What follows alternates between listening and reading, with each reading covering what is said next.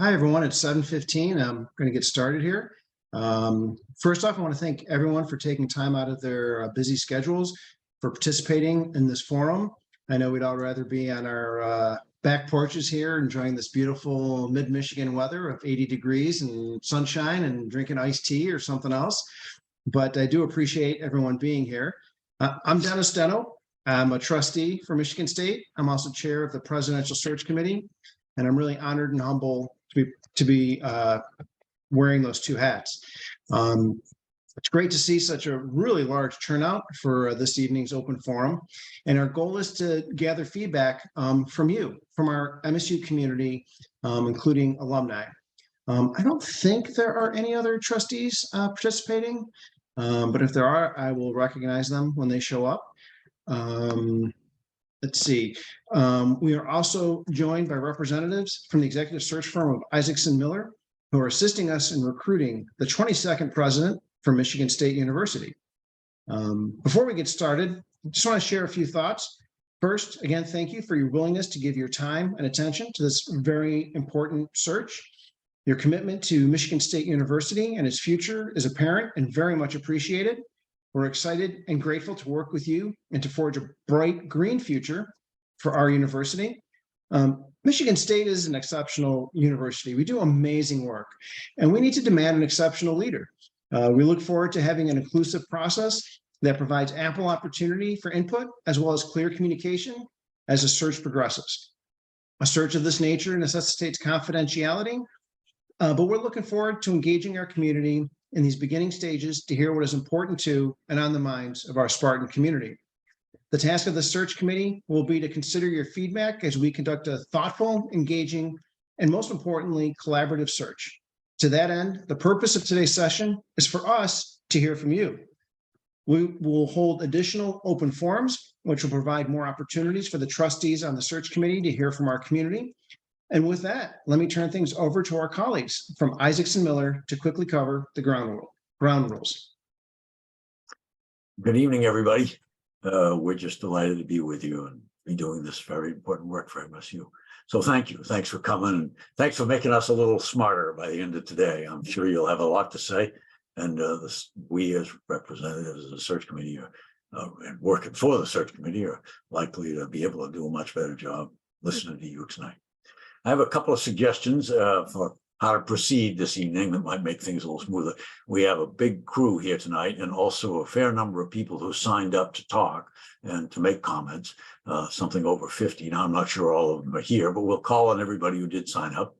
And then if we have extra time, please do just raise your hand in the raise hand function, and we'll recognize you, and we're eager to hear you say your piece as well.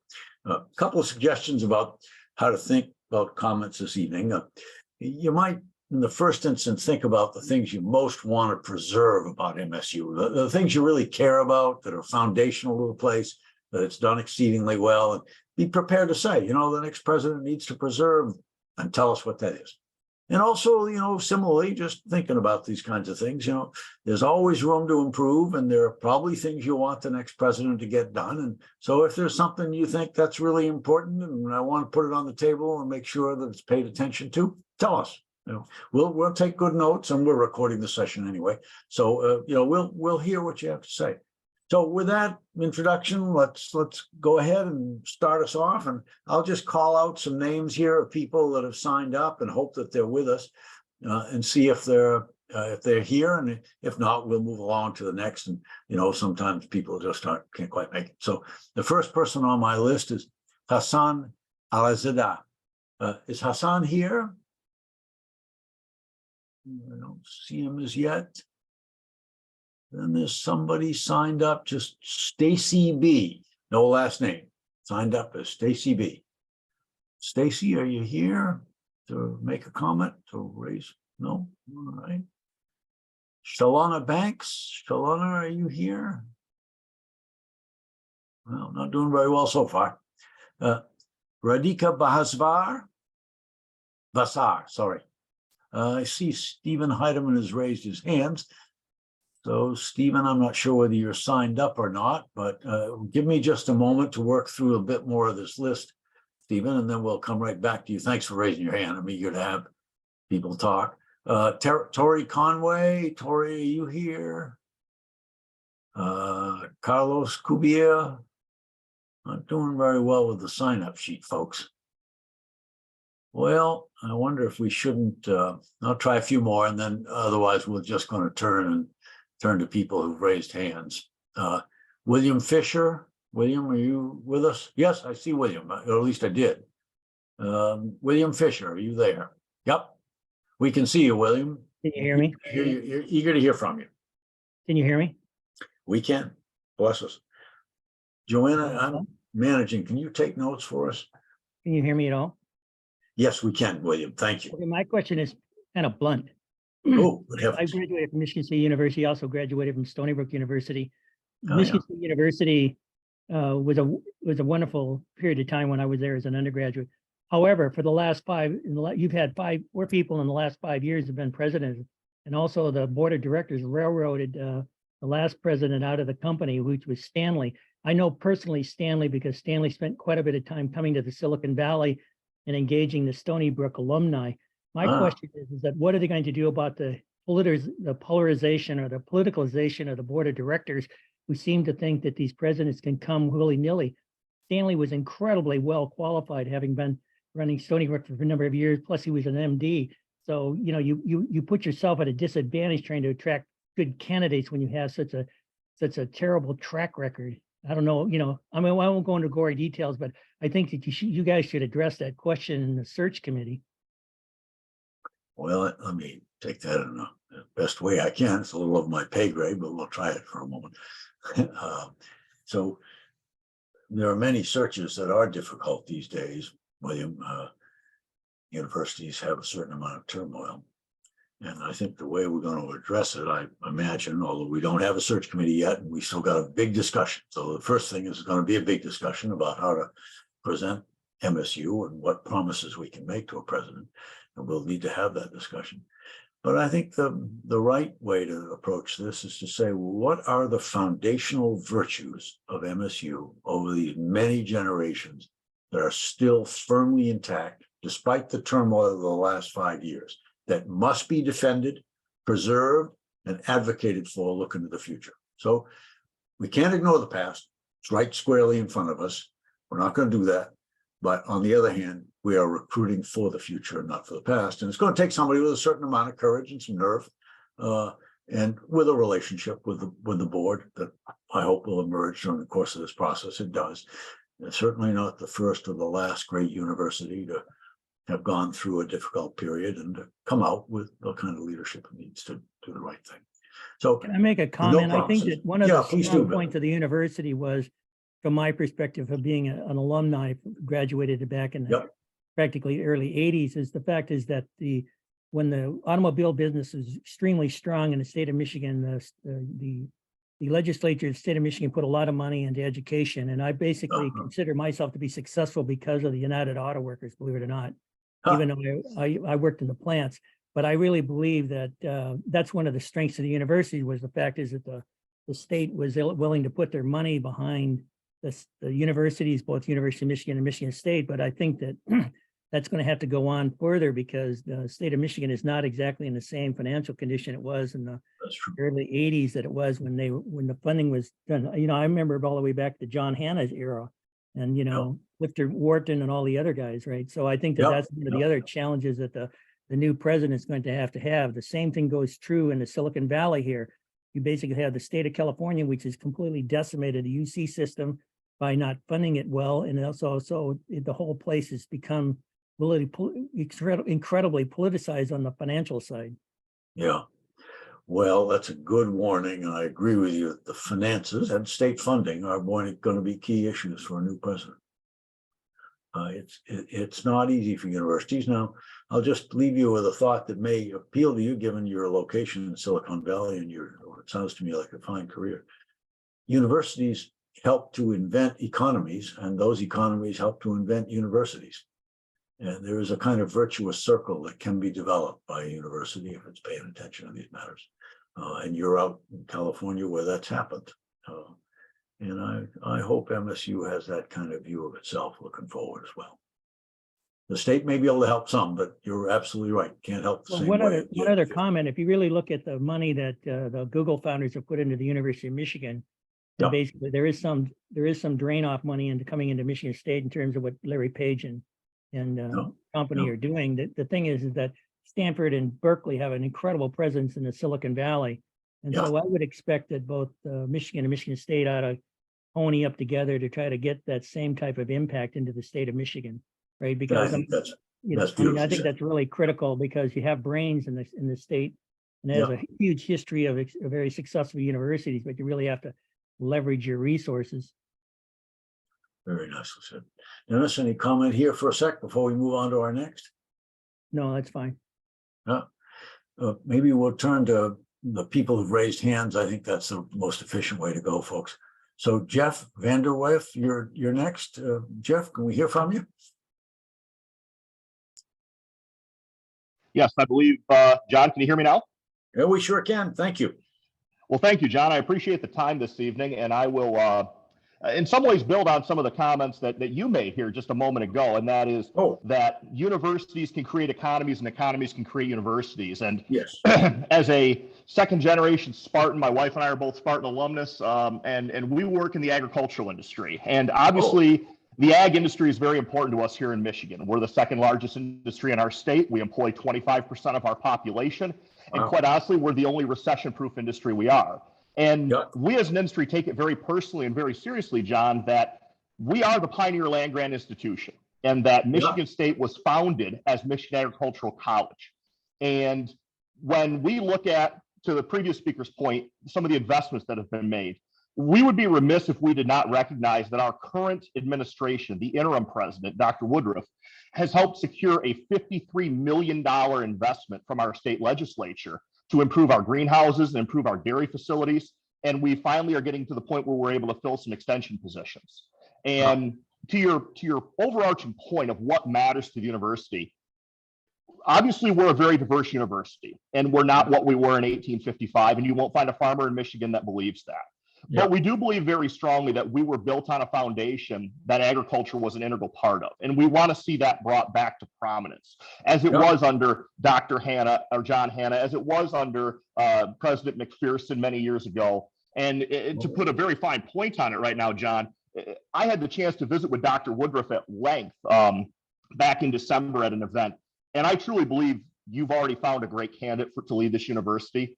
And the current interim president, in my estimation as a farmer and in the estimation of many folks I've visited with, has done an outstanding job of leading our university in the interim period. And she deserves strong consideration from your group regarding the future of the university and the direction that she can take it. Well, Jeff, that's just wonderful to hear. And we're grateful for that kind of insight. We wouldn't have it without you. And I'm sure everybody would agree that the roots of the university in agriculture in this state remains vital and should remain vital. Look into the future. It's a big industry. It counts. Thank you. Thank you, John. I think our next speaker is Alex. Whoops. Yes, Alex Green. Alex, are you there?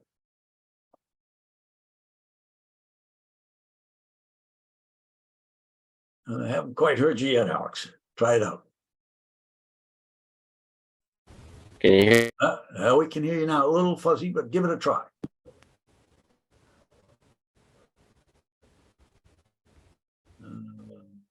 Not working yet, Alex. We can hear some static.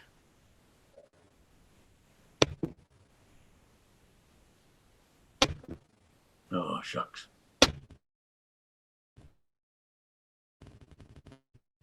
No. Can we come back to you, Alex? Maybe try again in a sec. I'll call on you the next one. We'll try one person and come back to you.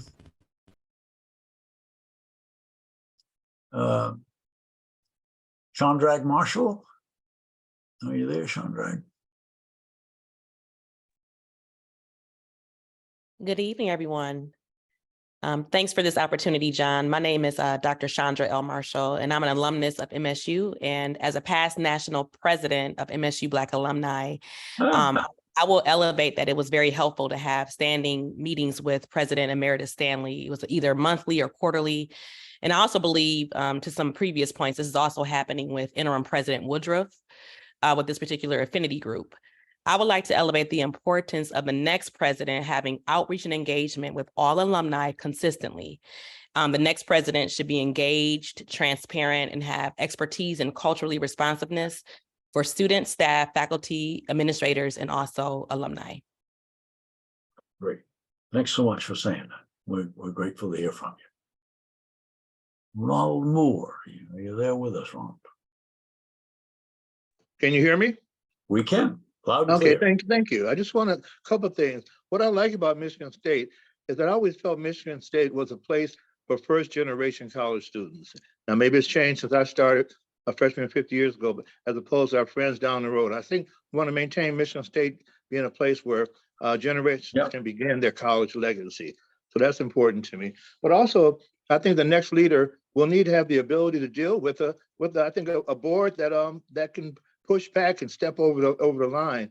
One of the things that worry me is that as an African American, I wonder whether President Stanley pushed diversity too much for some of the trustees. He had the director of diversity, equity, inclusion report directly to him. And if you look across the country, University of Virginia is going through it. There are people who feel that diversity and those type of things need to be downplayed, and they're trying to eradicate that from the budgets and so forth. So I want a next president who can understand there's going to be troubled waters with the board, but to hang it anyway, and to also continue the commitment to diversity. Closing with this, I looked at the diversity report. The number of African-American students in 2012 is roughly the same number of African-American students we have today in 2023. And that's a challenge. You bet. That sure is. Especially in Michigan. That's a real challenge. Thank you for raising it. And I'm sure the board will take that seriously, and the board will be serious about this president as well. I think the next speaker is Linda Nudera. Linda, are you there? Yes, I can see you, but can't hear you yet. There we go. Can you hear me now? Sure can. Thank you, Linda. Okay. I just have a statement to read, and let me start with the fact that we've been Spartans for almost 100 years. So we have been active when we were on the campus, from marching band to Greek life to ROTC to volunteer at the radio station. And my husband was a graduate assistant for the football program. We lived and breathed the university. Some of our concerns over the last few years is we are bringing in, we're doing these nationals, these universal searches for our president, when I am sure we have a ton of fabulous alumni who understand the complexities of the university, who understand the history of the school, and to echo some of the things that have already been said, want to bring back some of the original agriculture back to the university and have that be a precedent. We were a land-grant university committed to educate students, especially those who could not afford the financial burden that other schools imposed. When we were there in the 1980s, I remember MSU was a more humble school. We were strong in character. We didn't care necessarily what other people were tossing our way because we knew, that we had welcoming diversity of thought and we had the embodiment of skills. We trained our students to be critical thinkers, and we gave them skills so that they could go out and be productive citizens. And what we have been seeing, over the last several years is that MSU is following the path of divisive language and some exclusion of thought. That recent article asking students to remove common words from their language gives us, our children who are alum, my cousins, other family members, we've had great discussions over this, and we've read some of the student comments, and they too are concerned about this. I don't want to see MSU, not that you guys would be banning books, but if you're banning language, I don't know what comes next. National speakers, what? Colleges to gain functional skills for future employment, not for the promotion of social experiments that reimagine freedom of thought and exploration of curiosity. So our concern is that Michigan State get back to its roots, get back to strength of character. You know, we are not the university down the road, nor do we ever want to be. You know, let us maintain who we were and use that strength to help guide our future and where we want to go. Thank you, Linda. Appreciate that. There, in every search of this kind, there's always much to preserve, and one needs to reach the foundations and the core of the mission. There's always the future. A place that doesn't adapt and doesn't reach the future, of course, is not going to thrive. So MSU needs to thrive and also recognize its unique place in both in Michigan and in the country. It's not like any other place. And we hope the next president will understand that and be able to both preserve the legacy and simultaneously do the adaptation necessary for the university to serve its purpose. Let's see, I think our next person is, I think Ronald Moore. No, we've heard from Ronald, apologies. But Bruce Beechnow, apologies, Bruce Beechnow, my aging eyes. Bruce, are you there? Yes, you are. Can you hear me? We can, yes, thank you, Bruce. All right. Linda kind of stole my thunder, but I thought she did a very good that job. happens. Yeah. I'm a veterinarian. I graduated from Michigan State in 1967 from veterinary college. And what I like to see is that we maintain our good reputation. One of the things I like to see is rein in the wokeness of that's going on in the campus right now. We do not need anybody that has to have a pronoun at the end of their name. It just doesn't mean a darn thing to me or anybody else. So I want so we can eliminate the pronouns and after their names, and also the U.S. citizens. We can take hire somebody that's a U.S. citizen, Christian background, and a good business sense. So somebody that's had some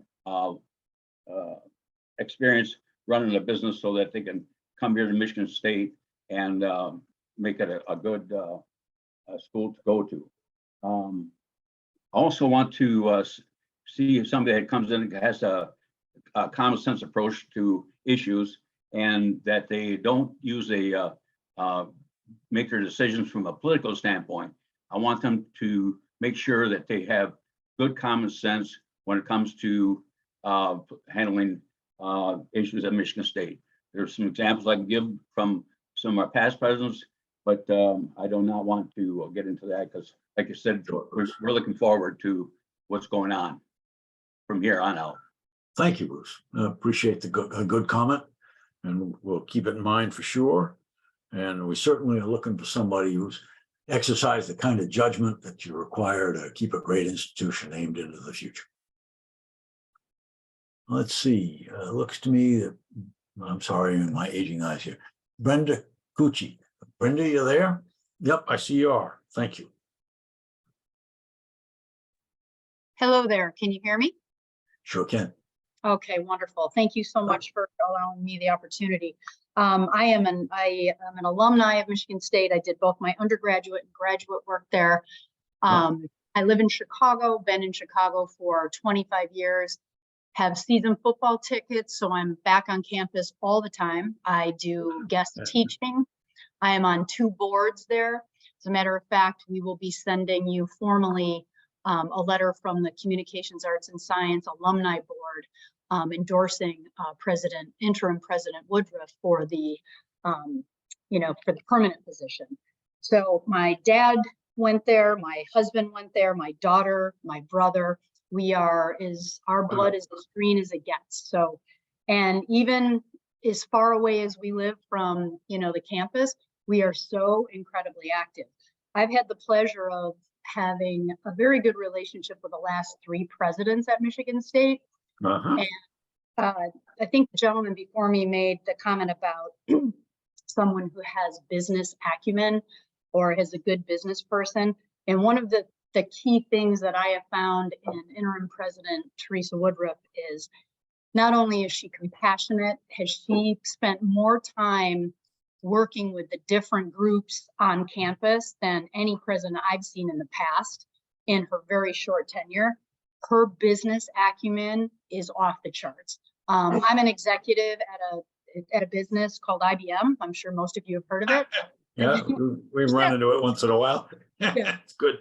And I've had the pleasure of, being at a lot of big firms, and she is an incredible businesswoman on top of it. And I think we really do need to get someone to focus on that piece of it. Education is not what it used to be, right? Especially from a university perspective, we have to have someone that can be diplomatic and get things done.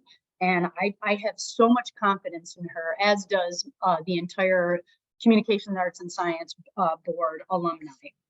So I just want to say that I highly endorse her. She is the first president in the last several decades that has brought to the attention to the Michigan State Legislature and governor that our funding compared to the University of Michigan is a pittance. The exact numbers I will happily give to you. I've heard two different ones, but what I do know is it is considerably less than the University of Michigan. And get this, it is far less than Wayne State University. I find that unbelievably unacceptable. And the fact that she has made this one of her top missions, she gets my endorsement. So great. I love this university. There's nothing I won't do for it. I am crazy green. And I'm looking forward to us selecting, the right president to lead us forward in the future. And I believe President Woodruff is the person to do that. Well, thank you. Thank you, Brenda, for that wonderful, passionate speech. Passionate speech, that's right. Rooted in the history at MSU. I'm sure the search committee will be eager to hear about it. And we've taken good notes. I think Peter Warcher. I hope I pronounced that right, Peter. There you are. Yeah, I'm here. My name is Pete Voida. I'm an alumni. Pardon me? I mispronounced your name. My apologies. That's no worries. Everybody does. So I'm an alumni, a chemical engineer back from 1980, and enjoyed a 35-year career with Procter & Gamble, and I managed the corporate and recruiting effort between Procter & Gamble and Michigan State University from 2008 until I retired in 2015. Worked very closely with Sanjay Gupta, found him to be an extraordinary leader of the business school. My personal perspective is that I believe he was railroaded out of his role. Not happy about it. Also good friends with Leo Kempel in the engineering school. Worked hand in glove with him to advance the relationship between Procter & Gamble and the engineering school. A lot of work with Teddy Caldwell in terms of managing the diversity and recruiting aspects of advancing the minority candidates that he so nicely did a job of expanding in the context of the College of Engineering. And I'm what I want most to see the next president is a return to academic excellence in the manner that I think that we deserve as alumni. In addition, I think that the university needs to get back towards more traditional values in the context of the culture on campus. We have a more liberal university in the University of Michigan and in Ann Arbor. And I think from a competitive advantage standpoint, having a university that's a little less liberal in the context of its culture would attract a wide range of candidates across the country, as well as internationally, to maintain our student body strength and the diversity of that student body. I am not in favor of Teresa Woodruff as the next president. I don't believe she was fair in her administration of Sanjay's termination or elimination as being the dean of the business college. I thought he was an extremely effective ambassador for the university in the context of corporate donations, corporate development, leader of the supply chain initiative, which maintains its #1 ranking in the country. And at the end of the day, I really think we need to get back to traditional values because the country, especially in the university ranks, starting for universities that uphold those types of values. So that's my 2 cents. Hopefully that helps. Great. Thank you, Peter. Appreciate it. We hear you loud and clear.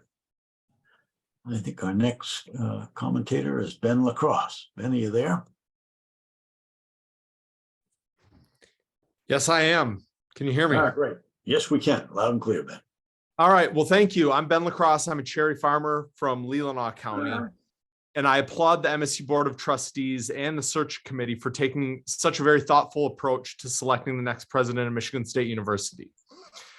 As a farmer, Michigan State is important to me in every facet of my operation. My farm business couldn't function without the research and support from MSU Extension and Ag Bio Research. We utilize the expertise of the College of Ag and Natural Resources, and we appreciate everything else the university has to offer. I applaud the direction that recent MSU leadership has taken, led by interim President Woodruff, with the listening tours that they held in rural communities around the state in 2022. They went out, listened to the stakeholders from across the state, and brought feedback back to the college, which will help provide the resources and outreach that Michigan State is so well known for throughout our state. Like it's been said before, agriculture as an industry has the second largest economic impact on the state.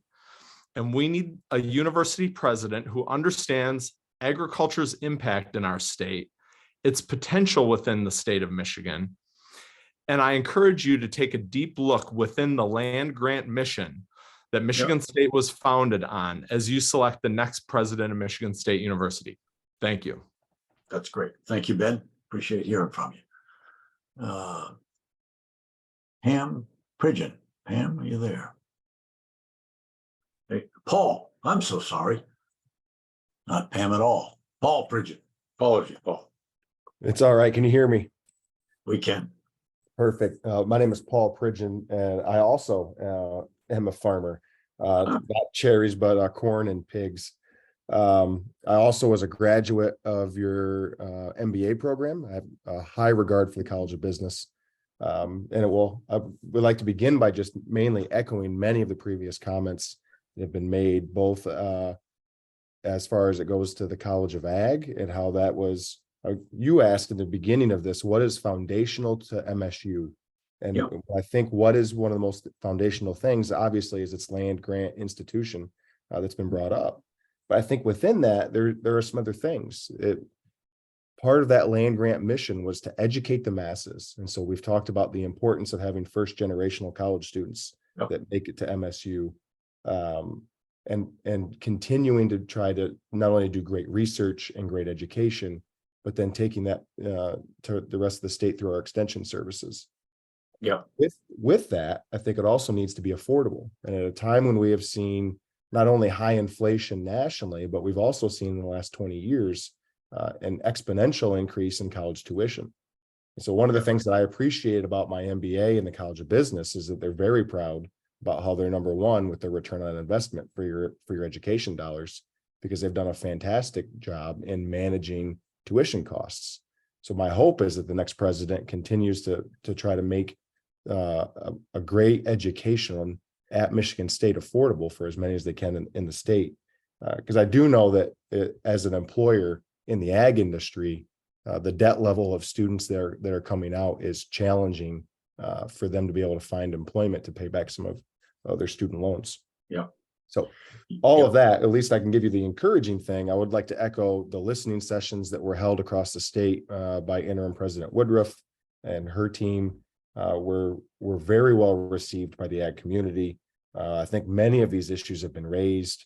So I think what was great was a generation ago, MSU was a leader in the nation when it came to not only the College of Ag and research and education and extension. My grandfather actually was on the board of trustees in the 80s and got to witness some of this. But what we have witnessed, at least in the ag community in the preceding generation, is a fall off to that commitment and their effectiveness, where I don't know that we are anymore a leader in the country when we talk about our College of Ag. And so my hope is that we can continue to refocus, like it's been mentioned, with the investments in the greenhouse and in the dairy program and in the College of Ag, that by the next generation, when my kids go to attend MSU, that we can be back to being a leader in the nation in so many of these great areas. That's great to hear. Thanks so much, Paul. Appreciate it.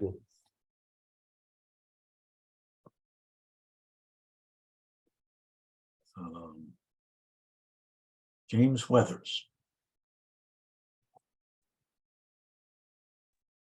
Good evening. Evening, James. My name is James Weathers. I have 3 degrees from Michigan State. I see. I am currently the co-chair of the University Relations Committee with the Black Alumni Association. And I've worked with every president at Michigan State, commencing with Clifton Wharton. Wow. So beyond a significant level of accomplishments in the academy and prior presidential experience, my wish list for a president includes 5 things, but I want to put this in some context. So, as we all know, the university is still reeling from some scars, starting with the Nassar scandal, President Simon's departure, the COVID-19 experience, President Stanley's departure, and the recent shootings on campus. And so the community has been under siege. But during that siege, it's worked on 2 significant planning documents. The first is the 2030 strategic plan. The second is the DEI plan. And we rallied, the entire stakeholder community rallied around those plans. And so first of all, I believe the new person must be willing and excited about executing these plans. That person needs to have the vision and ability to inspire the MSU community to action and to elevate and execute those plans. Second, during this extended period of turmoil, it's been the talented, committed, and loyal staff at the university who've kept the focus on student success and have kept the university thriving in spite of these challenges. And so I think that these key staff members are real assets. They need to be supported and retained. My third wish is that the next president have the commitment and expertise to engage in an all-university strategy with actions to eliminate the significant graduation and opportunity gaps that exist at MSU. Fourth, I hope the next president has the vision and expertise to significantly balance and improve MSU's land grant mission to enhance our impact in not only rural areas, but urban areas. And then finally, I believe the next president must have the vision and expertise to significantly expand MSU's partnerships with philanthropic foundations, industry, local governments and school districts, nonprofit organizations, agencies, and other stakeholders. We're moving into a whole new generation of educational opportunities, and we need to be a university that has vision, and we're willing to move in the direction of the future. Thank you. Thank you, James. Very carefully thought through. Our next spokesperson is Richard Hell. Hold on, sorry, Richard.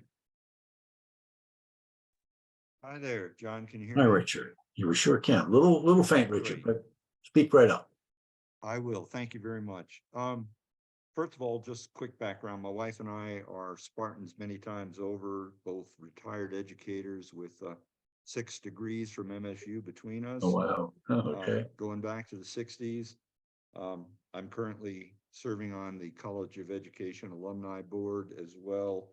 And the wife and I have been engaged with Michigan State for many, many years as supporters. To kind of build on many of the comments that you've heard others express already. One question I wanted to clarify, is in fact interim President Woodruff eligible by virtue of her interim status to be considered a candidate? I'm aware that in a number of universities, if a person accepts that role, they are by that acceptance taking themselves out of consideration for to be seen as a possible candidate. What exactly is her status in that regard? Well, thank you, Richard. You're right that in many universities, the interim, by taking the role, takes himself out of the search. I do not believe that's the case here at MSU. I see Dennis nodding his head. That is not the case. If she chooses to be a candidate, which she may very well, then she will certainly be taken seriously. Okay, great. That's good to know. The other thing in terms of qualifications or attributes that might be desirable, it's clear to me, and I'm sure it is to everybody contributing tonight, that the role is such a demanding one and requires so many different assets to do the job well. But among those many things, I guess I would hope that the search committee and the board would ultimately hone in on someone whose political acumen and demonstrated success with a variety of audiences, internal and external, would be very well documented, very strong, et cetera. I think the nature of the role of president ultimately at its core is one that is political in a good sense, of having to be able to deal effectively with legislators, with donors, with alums, with a wide range of external constituencies and potential supporters to advocate for the university, to get them the funding it needs, et cetera, et cetera. I certainly think the internal focus of a president has to be there as well. And I know it's a tough balance, but it seems to me that, again, looking at the experience and success and insights of candidates when it comes to how do they interact with faculty and staff, how do they interact with students, and in light of the university's experience over the last few years, especially, how do they see themselves interacting with the Board of Trustees? What experience do they have in how do they define their role as president? How do they see a way to review, negotiate, come to mutual agreement with the Board of Trustees about each of their respective roles and responsibilities? And how do they manage challenges when they come along, when the board may feel that its policymaking purview properly permits the board to delve into some management level decisions that maybe the president doesn't feel is part of what they should be doing, but part of what he or she has been hired to accomplish. And I think that's really, really important. I would hate to see either extreme in a future president, one that feels it can kind of treat somewhat lightly how a board's own views on a variety of things, what those views are. But I also frankly worry that, and some of the other folks mentioned, the politicization of so many things, unfortunately, in a variety of our institutions across the country. I would hate to see a board select somebody who they felt they could manage to a high level that might be described by others as micromanaging, and that does worry me. There has to be some kind of mutual respect, good communication, and upfront. I would say it's really important upfront to have that somehow have that part of the interview and the vetting process is trying to make sure the candidate as well as the board get to express their views on how they see their relationship with one another. So thanks, John. That's all I have to say. Thank you, Richard. Yeah, those are useful comments, and I processes like this do give the chance for the board and the search committee and the candidates to explore just how they're going to work together and to see just how resilient people are. So we're hopeful. Angela Wilson, you're next. Hi, Angela. Hello, can you hear me? We can. Terrific, thank you. I'm going to add a little bit different perspective because I'm actually John A. Hanna Distinguished Professor at MSU right now. Oh, well, that is a different perspective. Thank you. And I've only been at MSU since 2016, but prior to that, I was at another university, very large university, and was on the presidential search committee. Oh. And so some of the committee, I'm sure some of the folks that we'll be seeing are ones that have been around before on different searches. And I think there's a number of factors that are very important. And a few of them, somebody's already mentioned the business acumen, that is incredibly important. But I also think EP, EQ, and IQ are all very important. And what I've seen in previous presidential searches is not everyone has executive presence. And I think that executive presence is incredibly important with a touch of EQ and IQ as well. Because one of the things that we need so badly is we need to make sure that our future leader is someone who can ensure that we have got great relationships with the legislature, with donors, with alumni, make new friends, and have a lot more company partnerships coming forward. I think the support and relationships in the future are going to be incredibly important. When you look at other Big Ten schools and a lot of other large universities across the country, we have not brought in the large gifts, the really large gifts that many other universities have brought in. And in the future, this is going to become really important. We've got a lot of aging infrastructure. Yes, we've got some wonderful new buildings coming, but we've got a lot of aging infrastructure. And we really, for the future of the university, for the future of our students, we really need to have a president that can help us leverage these gifts and address these challenges. We also, ag, of course, we've heard is how important that is, MSU Extension. We're developing new relationships in terms of health partnerships. And we also we're the only one of the few universities in the country to actually have a Department of Energy facility with the FRIB. So we need to have a president who's going to ensure that we have support for these ongoing, not only support of these, but that we are number one in these areas. And for areas that we're not number one, really kind of grow in these areas where we're in top 10, top 20. That is really important. We need a president who's going to be very innovative. We are really at a crossroads in terms of higher education, and we really need to have a leader who's going to be very visionary in regards to that in terms of really addressing future challenges and current challenges facing higher ed. We need to make sure that we've got someone who's got a fresh perspective.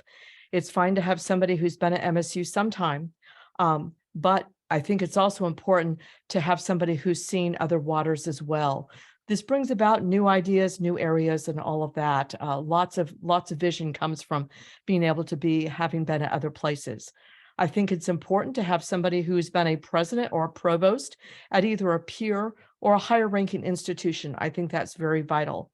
I've seen these searches, lots of people who are presidents at institutions that are tier 2, tier 3, or lower ranking tier 1s. I just don't think that is going to work. We need to have an amazing leader who has had some experience, whether as an interim or as a president. And I'll go ahead and stop there. And I really appreciate the time. And thank you. Thanks so much. Appreciate it. Let's see. I'm sorry. I'm not seeing our next person. This is a fault of my computer here. If you'll bear with me for 1 second, I'll get it back up to where it ought to be. John, I think that we have Lynette Findley. Oh, yes, I can see it. No, wait a minute. I see Donna Pennington. Donna Pennington. I apologize. Yeah. Sorry, Donna. Thanks.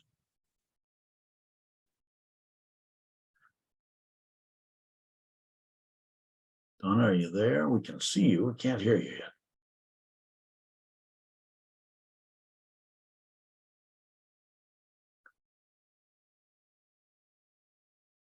There I am.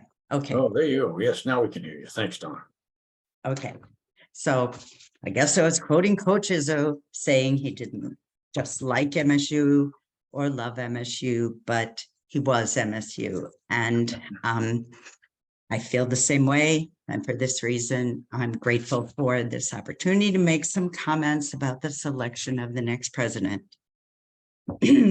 Like some of the other speakers, I am the classic story of the daughter of immigrants who landed in Queens, New York, and wound up at MSU because of the diversity of opportunities it offered beyond the New York State schools at the time. And although my parents had to work 2 jobs each to pay for it, it was still affordable. My husband was also a Spartan and a first-generation college graduate, and we collected 5 degrees between us, had successful careers, and now our older son is a teacher, a principal, and a successful business owner in Michigan, and the younger a managing director in one of the big banks on Wall Street. So this is Michigan State, to me, fulfilling its land grant mission. And I would hope the next president would preserve that mission and the affordability as much as possible. But perhaps more importantly, the other comment or the other area I wanted to discuss was that after the events of the Larry Nassar scandal began to emerge, some of us here in Muskegon, Michigan, where I live, felt that we should send a woman to be on the board of trustees to address this situation. And I was honored to be a part of the ultimately successful campaign for Brianna Scott, who has subsequently been joined by more women to now where women hold a 6-2 majority on the board. If we look around the Big 10 or the Big 12, only Indiana has a slim female majority board, and the rest are in the more traditional numbers.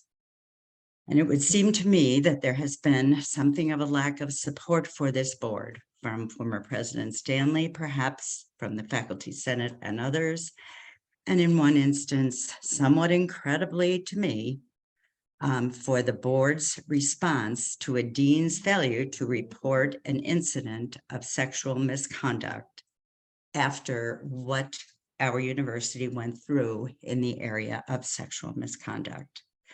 So my concern is that the acceptance of women in positions of power and leadership is still a concern in this country.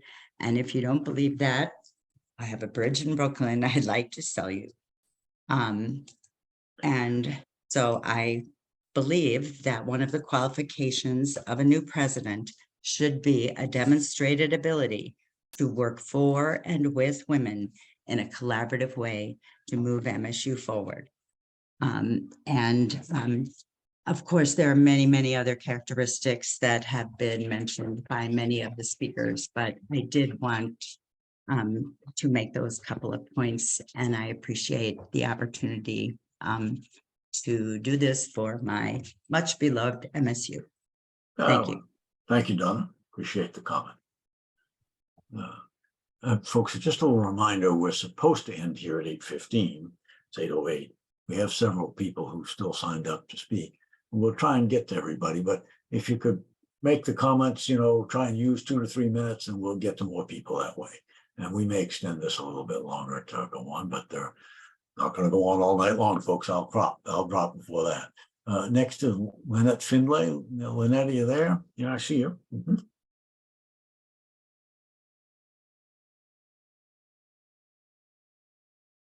Can't hear you yet, Lynette.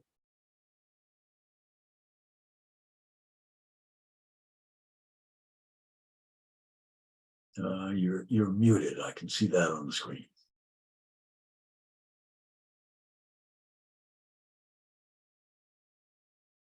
I wonder if I can unmute you.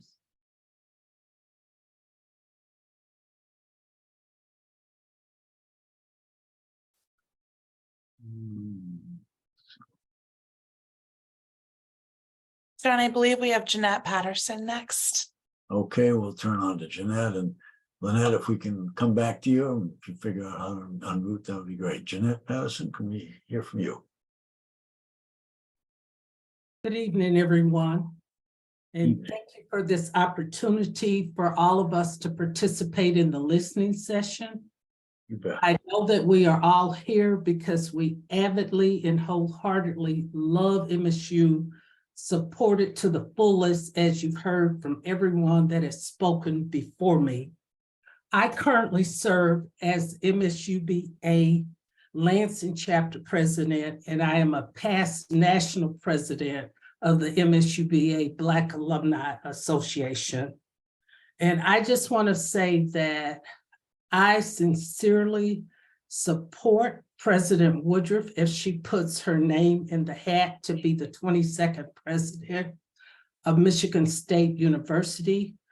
When she first became the provost, I did not immediately gel with her, but as I got to know her over time and observed that she truly was trying to immerse herself in MSU, our culture, our homecoming, our tailgate, as many of the individuals have mentioned, the land grant mission, moving us forward from the business aspect, et cetera, et cetera.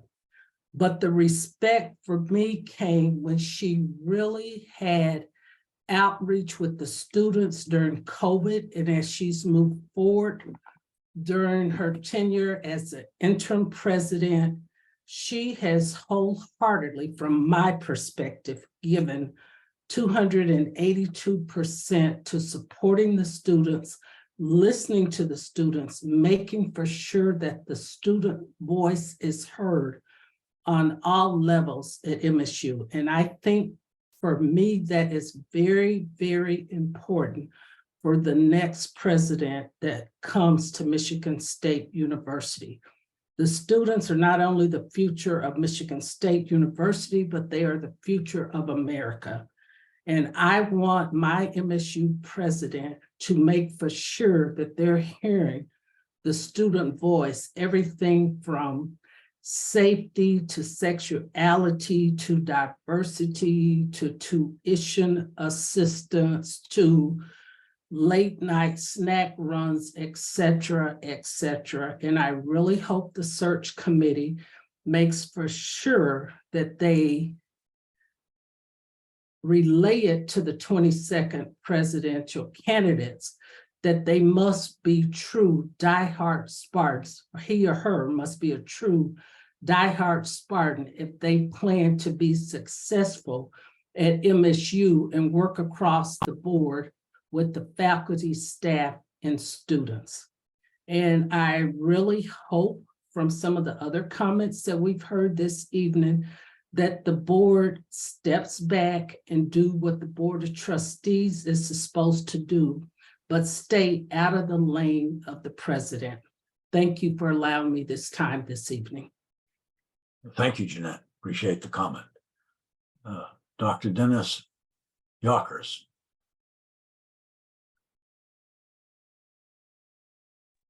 This is Dennis. Can you hear me? Yes, we can, Dennis. Thanks. Well, thank you. Dennis Yockers. I PhD, Michigan State, Fisheries and Wildlife 79. If it wasn't for Michigan State, I wouldn't have been successful in my 35 plus career in the state of Wisconsin dealing with natural resources.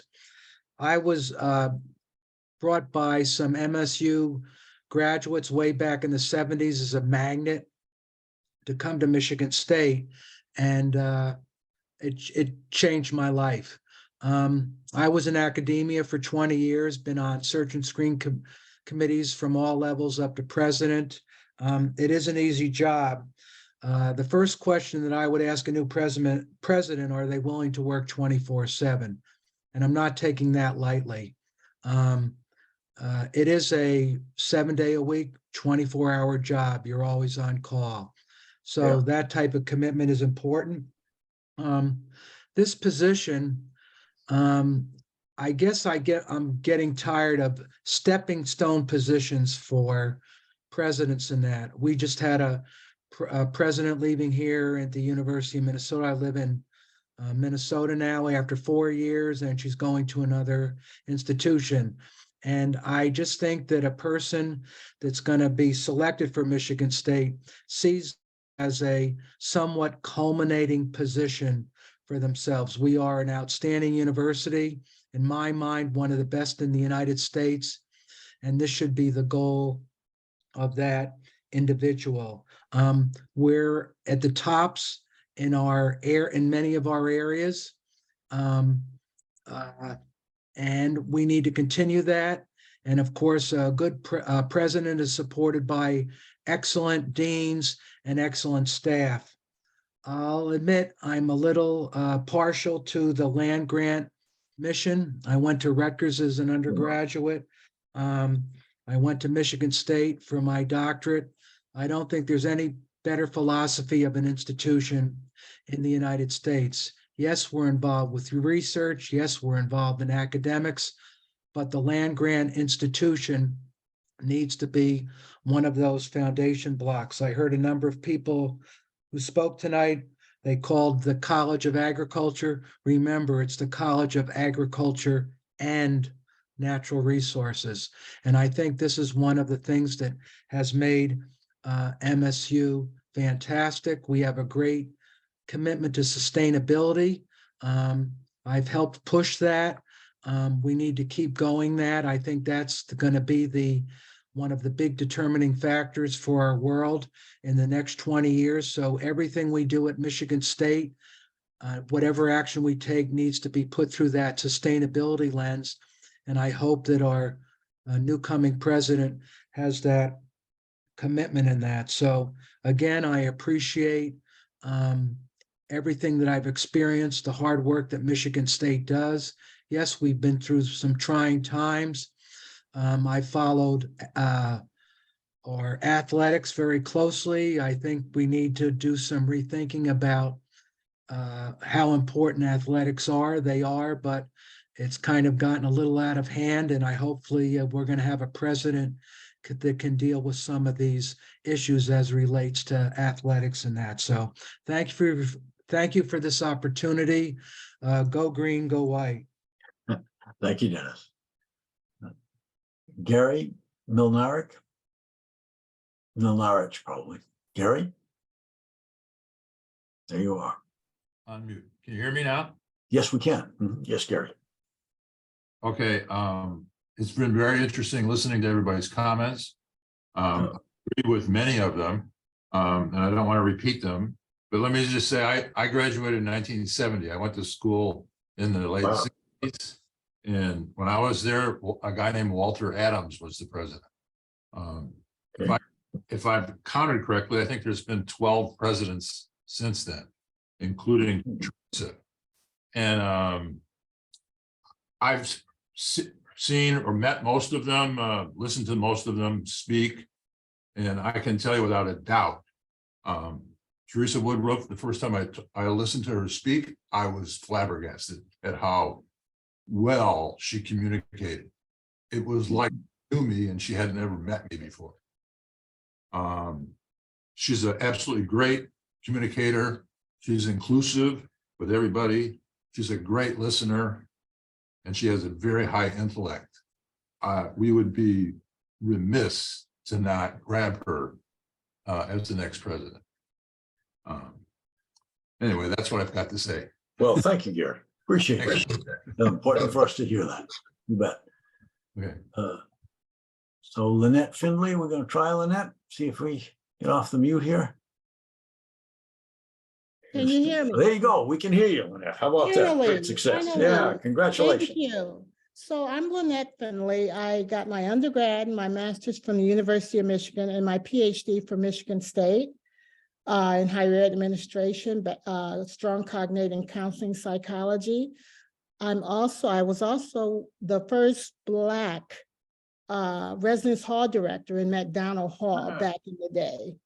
I remember Ralph Bonner and Herman Hughes. And so I listened to the young lady, the woman who talked about her role with the Black faculty.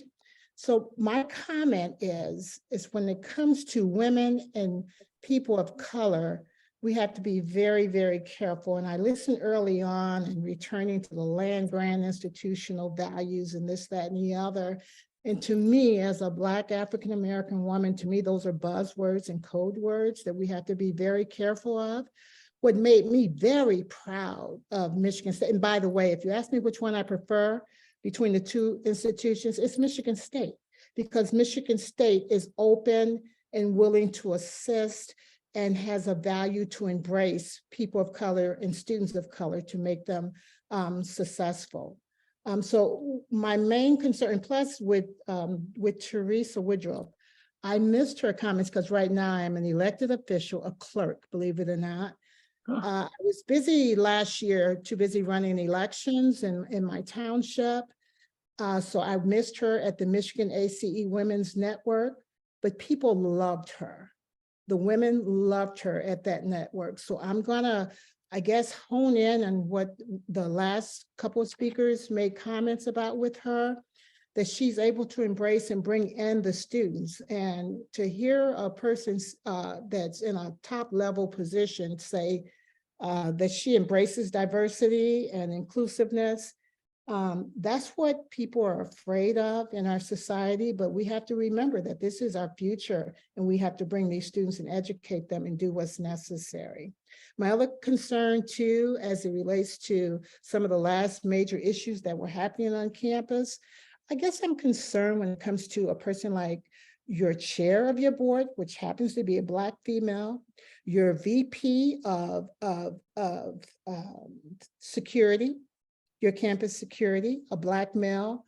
Those are positions and those are people that sometimes can get targeted, and I pray and I hope that based on this last incident, what happened on campus, that we do not go after a person that's doing their best as a Black male in his position and his role as the Vice President of Campus Security.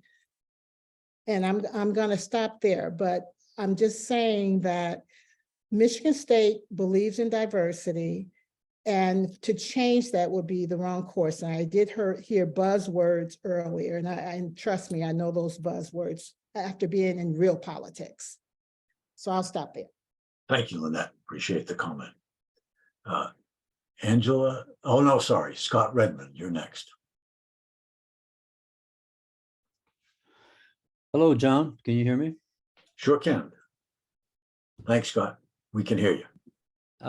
Thank you for the opportunity to address the hiring of the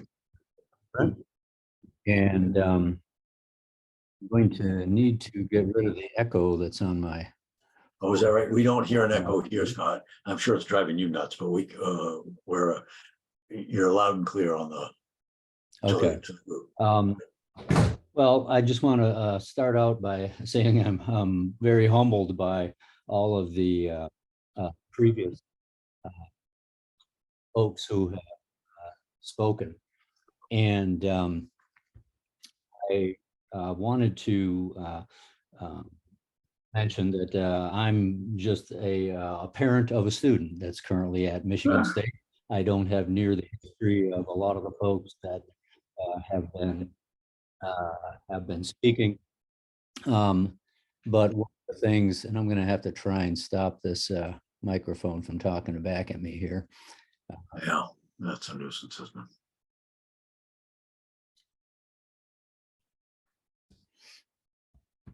Hold on 1 second, please. Yeah.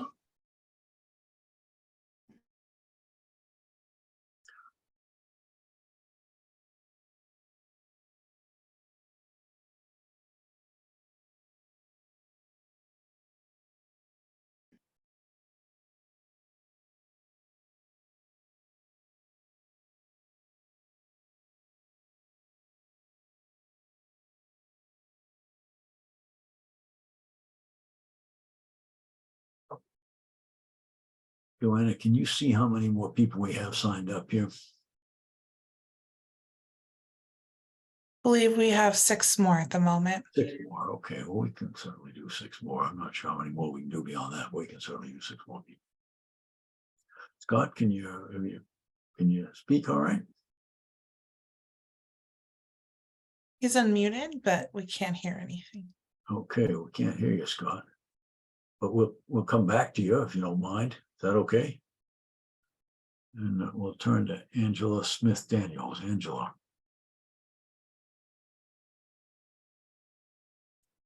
Good evening, everyone. Yes, my name is Angela Smith Daniels. I'm an MSU alumnus, as well as my husband and our son. I'm also, I'm also a past board member with Michigan State Black Alumni, and I'm also an MSU ambassador. I wanted to say that I would like to ensure that our next president does have a commitment to diversity and inclusion. And that there's a need. President Stanley understood that need and hired a chief diversity officer. And then he further demonstrated his commitment to D&I by meeting with our Michigan State Black Alumni presidents on a monthly basis. And then that did continue with interim President Woodruff. So just wanted to say we would love to have that connection and make sure that we are able to focus and partner with the next president on our strategic plan. And thank you. Thank you. Paul Cook, you're up next. Thank you. And I appreciate the opportunity, as I think everyone on this call does, for being able to address the process of hiring our next president. I'm an alumnus. My wife is an alumnus. We bleed green. I think everybody here does. Yeah, I think that's right. Yes. I've heard a lot of folks talk about our interim president. I don't have a point of view there, but I do think we would be remiss if we didn't look at our staff, and in particular, Dr. Beauchamp, who was reporting directly to Dr. Stanley. I think he was very effective, not only in handling the incident, but also handling the pandemic. Further, I've been pulled into a number of calls where he has talked about the fundraising he's done for MSU and the partnerships he's formed with the state of Michigan and the businesses there, the buildings that he's helped construct, the lives he's helped save. I believe he has a partnership with Henry Ford Hospital, which I think is going to be very beneficial to us. I think he wants to take healthcare to all of the rural communities in Michigan, and I think he's poised to do that. I've seen him work with alumni. I've seen him work with business leaders. And if we're putting people forward, if that's part of the intention of this call, I think everyone should take a long, hard look at his track record. He is a Michigan State graduate. He has two sons who are Michigan State graduates, so I believe this is a destination job for him. I believe he has the backing and the respect of the people who are there currently. And so if we are looking internally, and I hope we are, I think that he would also be someone we should really consider. And again, thank you for the time and the opportunity to talk to this committee.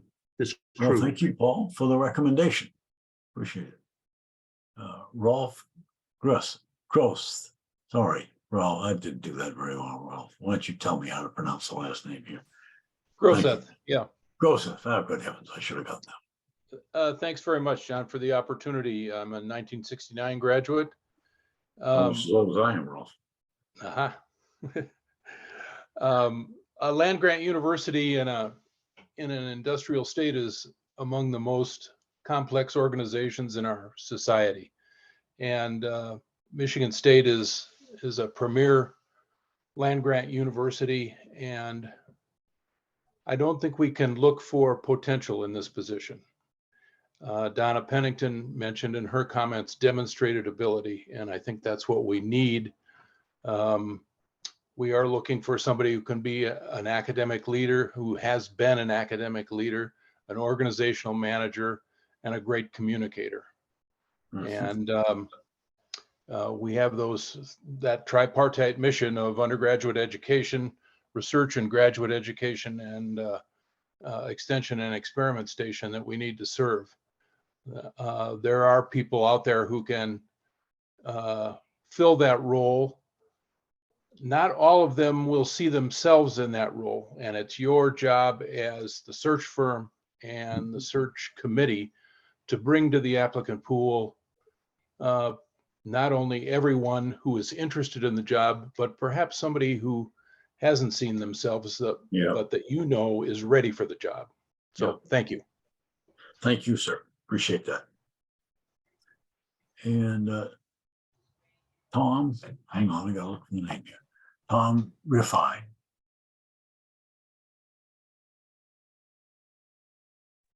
Thank you so much, John, and everybody. And this has been a very enlightening experience. I'm 1992 a graduate psychology pre-med, went on to get my medical degree from Wayne State University, but always felt so strongly aligned with Michigan State University. And a special thanks to Dennis Denno. We go back and founding members of the Arab Student Organization and experience that was colored through the first Gulf War. And there's limited time, so I think what I'll focus on is my asking for the continued strong support of health and well-being for the students and student life. I was a student president of the Olin Health Center Student Health Advocacy Program. And, you know, after everything that has happened in terms of emotional well-being, all the programs that I see already seemingly still occurring at Michigan State and through the Olin Health Center, continued support for mental, spiritual, and physical health of the students is something I would ask continue to be advocated for. Also very proud that Michigan State holds 2 medical schools and a veterinary school, which I think is an outstanding feature of the university. And I'll never forget my experience there. Absolutely foundational. Thanks so much. Appreciate that, Tom. Marissa, Patty? We've got a couple more, so good. Hello, Marissa. How are you? Can't hear you yet, but we're eager to.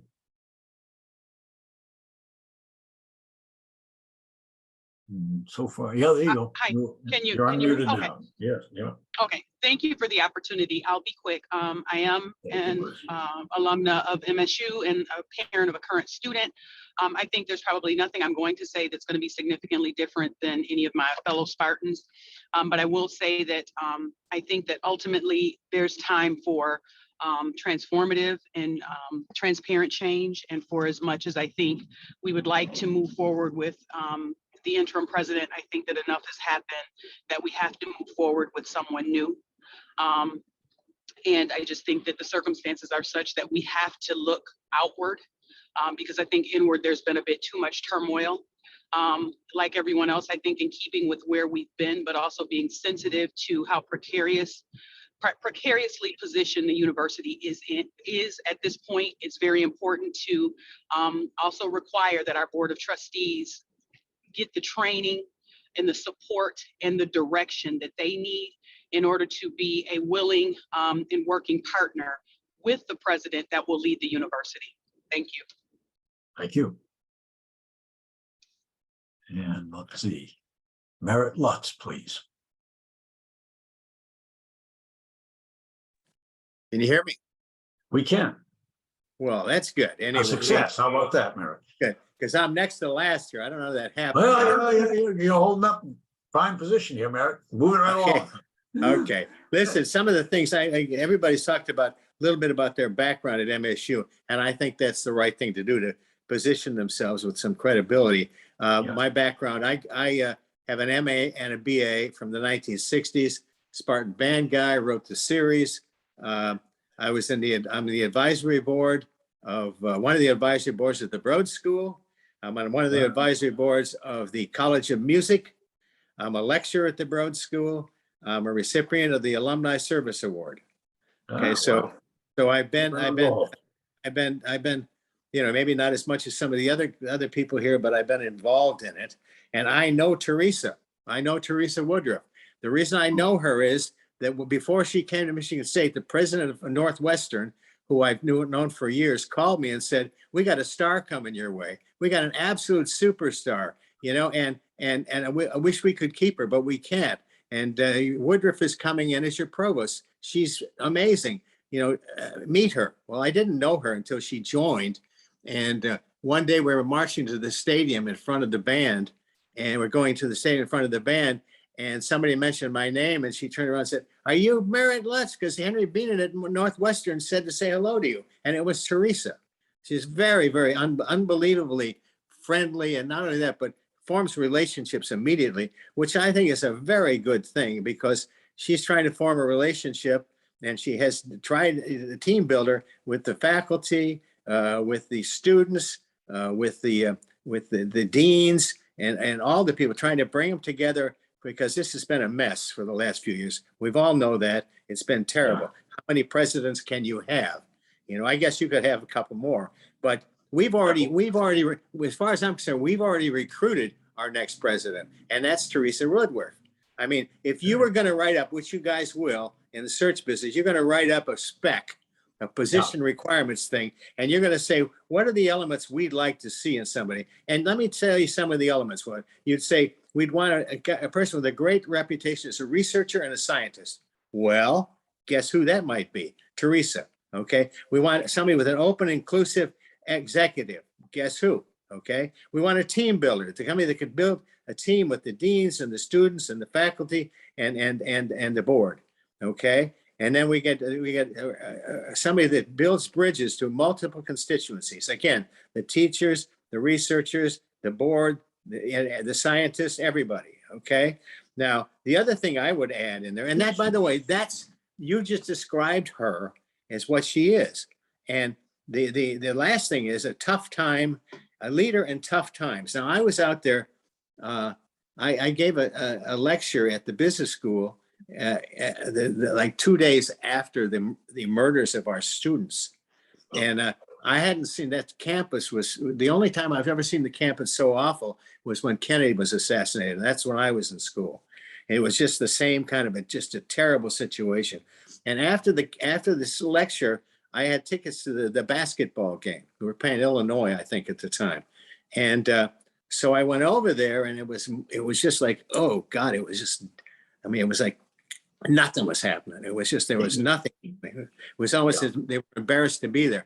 So I looked down on the floor, and I see Teresa Woodruff down on the floor going around the stadium, and students and people at the stadium were lined up to hug her and shake her hand. And she was saying, it's okay to clap. It's okay to cheer. It's okay. It's okay. And it was an amazing scene. I've never seen anything like it. They were lined up to say hello to her. They were lined up to shake her hand, and she was there for it. And she went and did it at halftime too, and while if she wasn't also a great educator, a research scientist, an inclusive executive, a team builder, all that stuff, I say, well, that's probably not enough to make her the president, but it is enough when you add the other things. It's a unique talent that woman has, which is just amazing.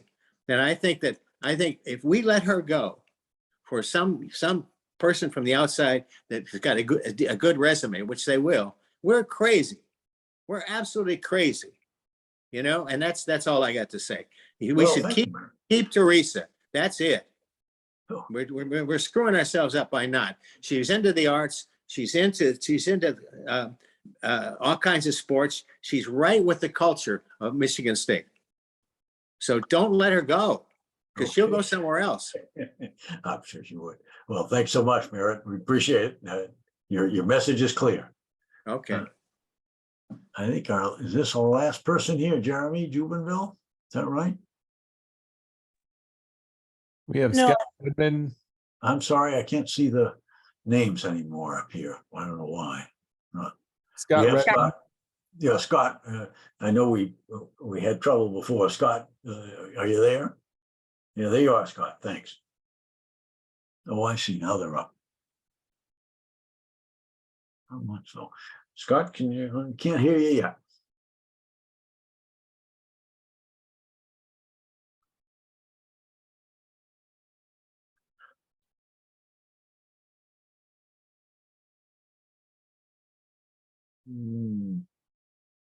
Let's see. Can you hear us, Scott? Let's give it a couple minutes anyway. hoping Scott can make himself heard. See your name up on the screen, Scott. You got the hand up, all right. And you're our very last speaker, so that's impressive. Clean up better. Unfortunately, I don't think we can hear you. I'm sorry to have missed you, Scott. It sounds like we can't. Yeah. Well, maybe Scott will come on while we wrap up here, Dennis, but any last words for everybody here?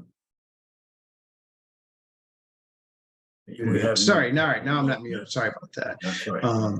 Yeah, so that was amazing. That was, I think, our longest. No, it's definitely our longest one. We had diversity of opinions, which was great. Really appreciate everyone taking time out of their schedule for doing this.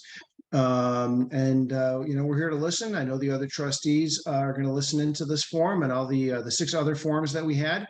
Other dates and times for our upcoming forums can be found on the presidential search website. And if anyone was unable to speak, or if you prefer to do so in writing, you can submit your written responses to John's questions through our dedicated feedback forum.